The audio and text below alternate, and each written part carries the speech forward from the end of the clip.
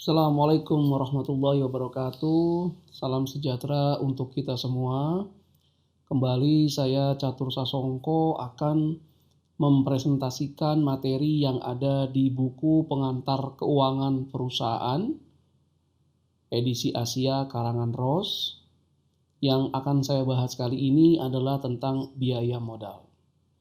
Jangan lupa untuk mengunjungi e-learning.penerbitsalemba.com dan dapatkan materi-materi tambahan lainnya seperti soal dan pembahasan lengkap serta tryout UTS dan UAS untuk mata kuliah manajemen keuangan.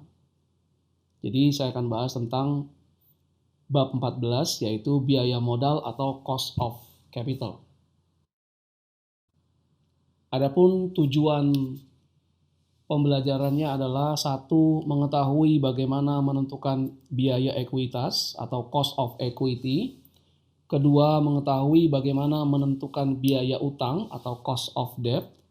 Kemudian mengetahui bagaimana menentukan biaya modal keseluruhan atau biaya modal rata-rata tertimbang atau weighted average cost of capital.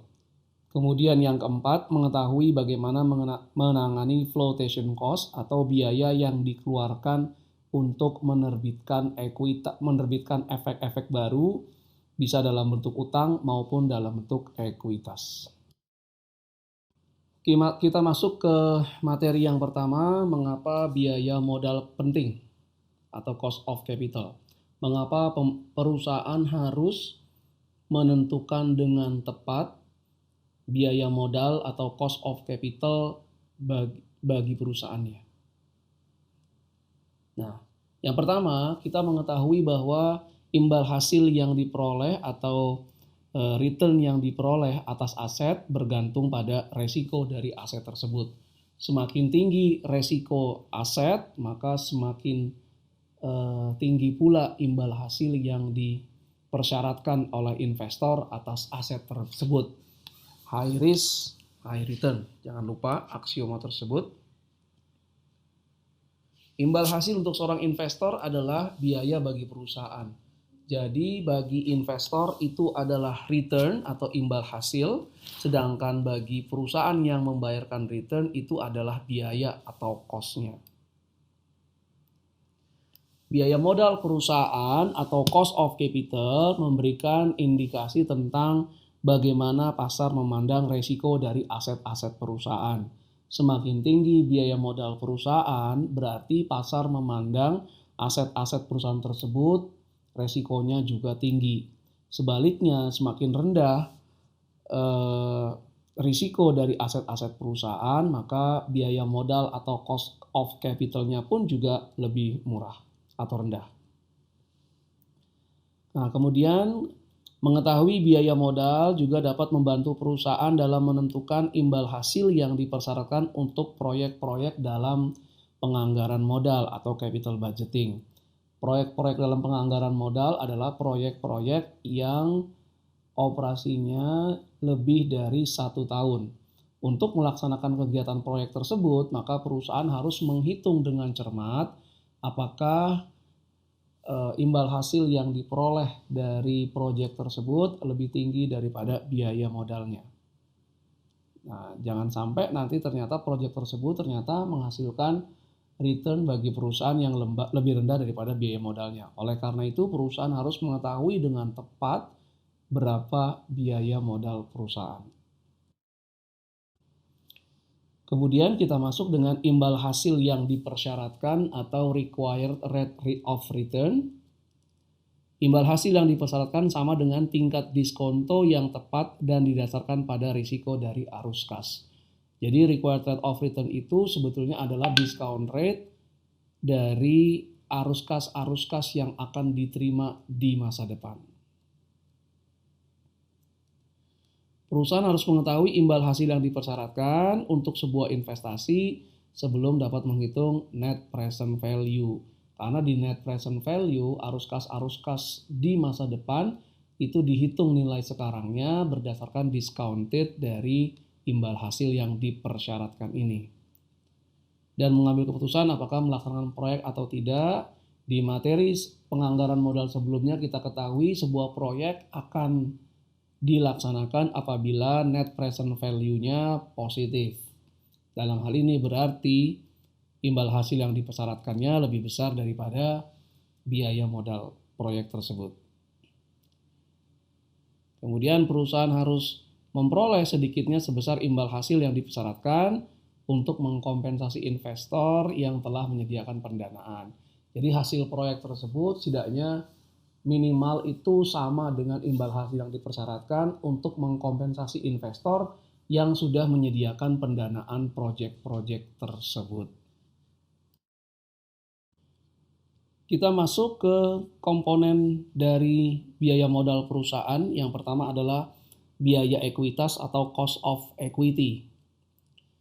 Biaya ekuitas adalah imbal hasil yang dipersyaratkan oleh investor ekuitas, investor yang membeli saham biasa perusahaan misalnya, berdasarkan resiko arus kas dari resiko bisnis perusahaan, resiko bisnis berasal dari kegiatan bisnis perusahaan, dan resiko keuangan perusahaan, berapa jumlah utang dalam perusahaan. Kemudian ada dua metode dalam menentukan biaya ekuitas ini. Yang pertama adalah model pertumbuhan dividen. Yang kedua adalah security market line atau capital asset pricing model. Jadi dalam presentasi ini saya akan membahas dua metode dalam menentukan biaya ekuitas berdasarkan model pertumbuhan dividen atau dividend growth model, dan kemudian security market line atau capital asset pricing model. Kita masuk ke metode pertama dalam menentukan biaya ekuitas. Yang pertama adalah pendekatan dengan model pertumbuhan dividen atau dividend growth model. Ingat kembali ke materi valuasi saham, kemudian Anda masuk ke model pertumbuhan dividen dalam menentukan harga saham, dan Anda masuk ke formula penentuan harga saham dengan model pertumbuhan dividen dengan asumsi pertumbuhan dividennya konstan. Jadi harga saham kalau dengan model pertumbuhan dividen dengan asumsi dividen bertumbuh konstan adalah P0 atau harga saham saat ini adalah D1. Ingat sekali lagi, D1 adalah dividen yang akan dibagikan 1 tahun ke depan dibagi biaya ekuitas atau return equity dikurangi growth atau pertumbuhan dividen atau G. Kalau kita susun ulang, maka biaya ekuitas atau RE adalah dividen yang dibagikan di tahun depan D1 dibagi P0 harga saham saat ini ditambah dengan growth atau pertumbuhan dividen. Berikut ini adalah contoh pertama tentang model pertumbuhan dividen yang kita gunakan untuk menentukan biaya ekuitas. Asumsikan perusahaan Anda diharapkan membayarkan dividen sebesar $1,5 per saham di tahun depan. Jadi dividennya dibayarkan di tahun depan sebesar $1,50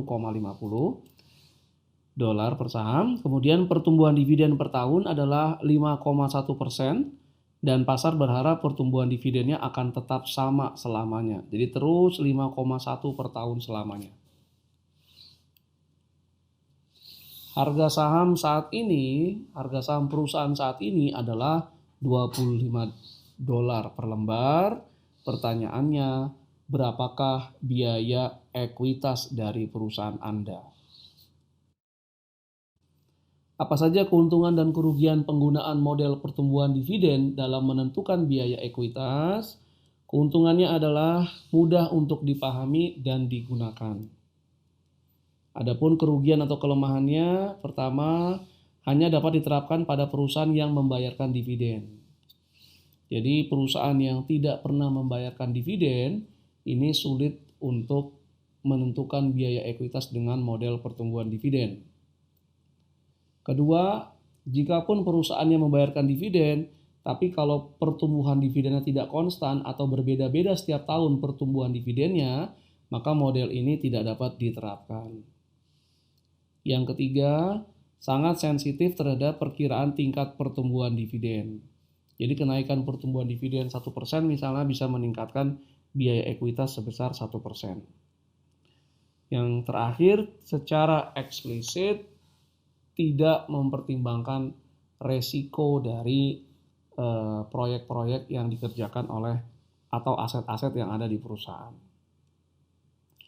Oke, kemudian model berikutnya dalam penentuan biaya ekuitas perusahaan yaitu pendekatan SML atau Security Market Line.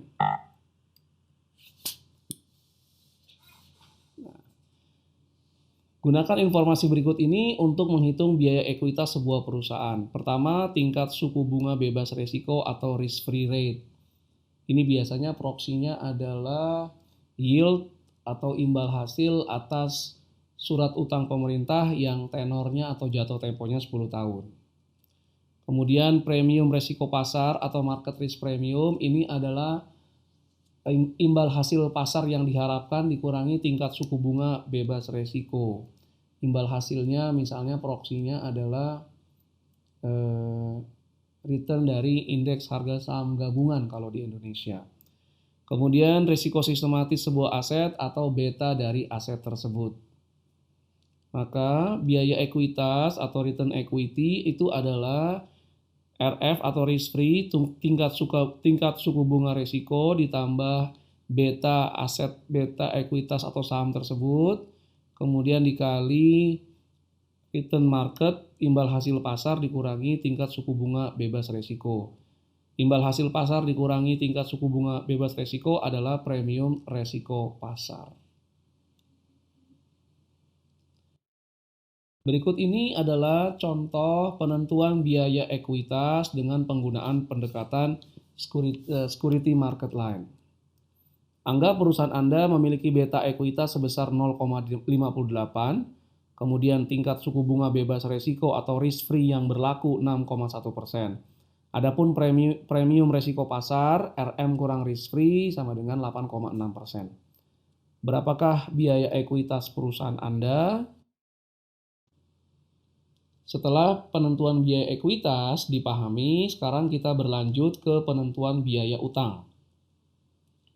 Biaya utang adalah imbal hasil yang dipersyaratkan atas utang sebuah perusahaan. Jadi kalau biaya ekuitas imbal hasil untuk investor yang memiliki saham perusahaan, sedangkan biaya utang ini adalah imbal hasil yang dipersyaratkan atas utang perusahaan. Jadi dipersyaratkan oleh kreditur atau investor obligasi misalnya. Kita biasanya fokus pada utang jangka panjang atau obligasi. Utang jangka panjang diperoleh untuk pendanaan perusahaan, sedangkan utang jangka pendek biasanya digunakan untuk kegiatan operasi perusahaan. Perkiraan terbaik tentang imbal hasil yang dipersyaratkan adalah yield to maturity pada utang yang telah ada.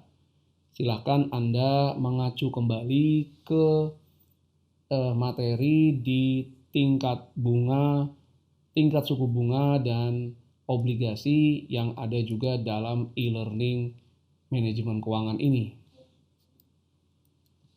Perusahaan juga dapat menggunakan perkiraan atas tingkat suku bunga yang berlaku pada peringkat obligasi yang perusahaan harapkan saat menerbitkan utang baru. Jadi ketika perusahaan ingin menerbitkan obligasi, kira-kira obligasi tersebut akan diberikan peringkat apa, dan dengan peringkat tersebut berapa kira-kira biaya utangnya. Yang harus diingat, biaya utang bukan tingkat suku bunga kupon dari obligasi misalnya. Jadi bukan tingkat suku bunga kupon atau kupon rate, tapi yield to maturity. Kita masuk ke contoh 3, penentuan biaya utang. Anggap sebuah perusahaan memiliki obligasi yang beredar dan akan jatuh tempo 25 tahun yang akan datang. Tingkat suku bunga kupon obligasi adalah 9% dan kupon bunga dibayarkan setiap 6 bulan. Obligasi ini saat ini terjual pada harga $908.72, nilai nominalnya adalah 1.000. Berapakah biaya utangnya? Nah, ini berarti yield to maturity. Nah, kita menggunakan kalkulator keuangan, N-nya 50, PMT 45, future value 1000, present value minus 908,72. Ingat penggunaan kalkulator keuangan untuk present value minus. Kemudian compute interest-nya dapat 5%. Karena ini bayar bunganya dua kali dalam setahun atau setiap 6 bulan, maka 5% ini kita kalikan 2, yield to maturity-nya adalah 10%. Jadi biaya utang perusahaan ini adalah 10%.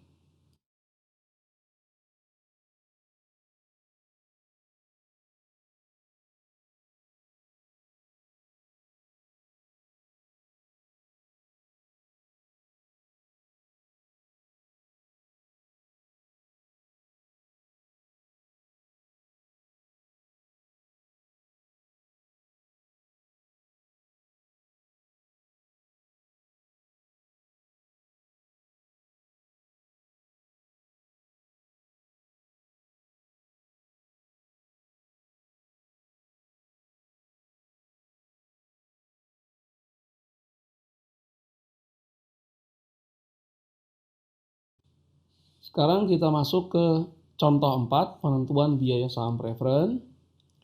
PT RST memiliki saham preferen dalam ekuitasnya. Saham preferen ini membayarkan dividen tahunan sebesar $3 per saham dan akan dibayarkan selamanya $3. Jika harga saham preferen saat ini adalah $25 per lembar saham preferen, berapakah biaya saham preferen ini? Setelah kita mengetahui biaya modal dari sumber pendanaan masing-masing, yaitu biaya ekuitas, biaya utang, dan biaya saham preferen, maka kita bisa menghitung biaya modal keseluruhan untuk perusahaan. Nah, kita dapat menggunakan biaya modal masing-masing tadi, biaya ekuitas, biaya utang, biaya saham preferen, untuk memperoleh biaya modal rata-rata untuk sebuah perusahaan. Rata-rata ini adalah imbal hasil yang dipersyaratkan atas aset perusahaan berdasarkan pada persepsi pasar atas resiko aset tersebut.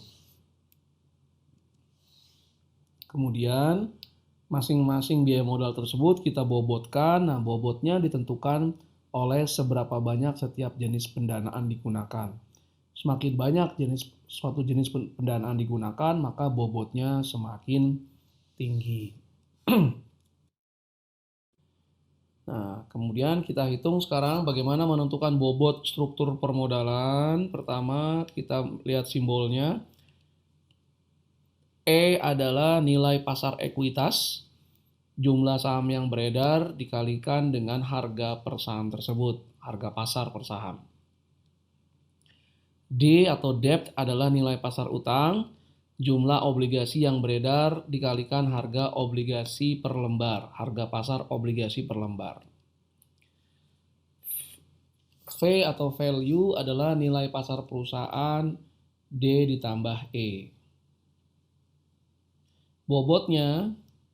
Bobot dari ekuitas adalah nilai pasar ekuitas dibagi nilai pasar perusahaan yang merupakan nilai pasar utang ditambah nilai pasar ekuitas.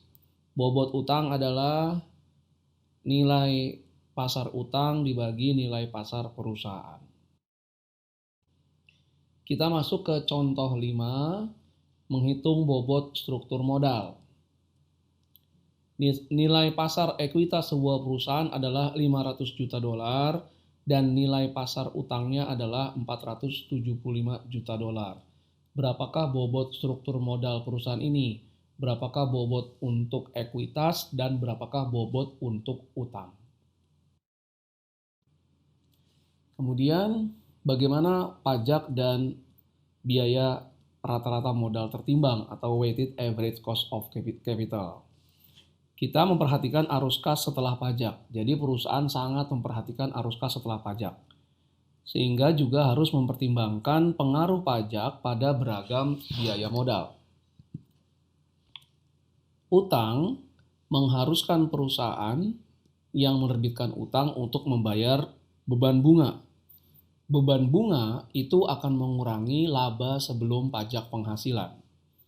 Sehingga beban bunga akan mengurangi pajak perusahaan.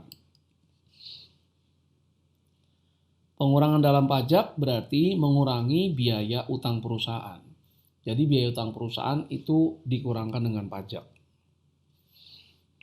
Nah, biaya utang setelah pajak adalah biaya utang atau RD dikali 1 minus tarif pajak. TC adalah tarif pajak yang berlaku. Di sisi lain, kalau perusahaan menerbitkan saham, perusahaan akan membayarkan dividen. Dividen yang dibayarkan tidak mengurangi laba sebelum pajak, sehingga dividen tidak mengurangi pajak. Hal ini berarti dividen tidak ada pengaruhnya pada biaya ekuitas. Nah, weighted average cost of capital adalah bobot ekuitas dikali biaya ekuitas ditambah bobot utang kali biaya utang kali 1 minus pajak. Jadi yang dikurangkan pajak hanya biaya utang. Berikut ini adalah contoh 6 untuk menghitung weighted average cost of capital. Informasi ekuitas. Ada 50 juta lembar saham yang beredar. Harga saham di pasar adalah $80 per lembar. Beta saham 1,15. Kemudian premium resiko pasar 9%, tingkat suku bunga bebas resiko 5%.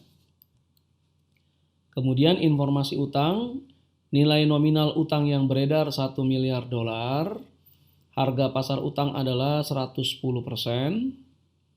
tingkat suku bunga kupon 9%, bunga dibayarkan setengah tahunan atau setiap 6 bulan, jatuh temponya 15 tahun, tarif pajaknya 40%.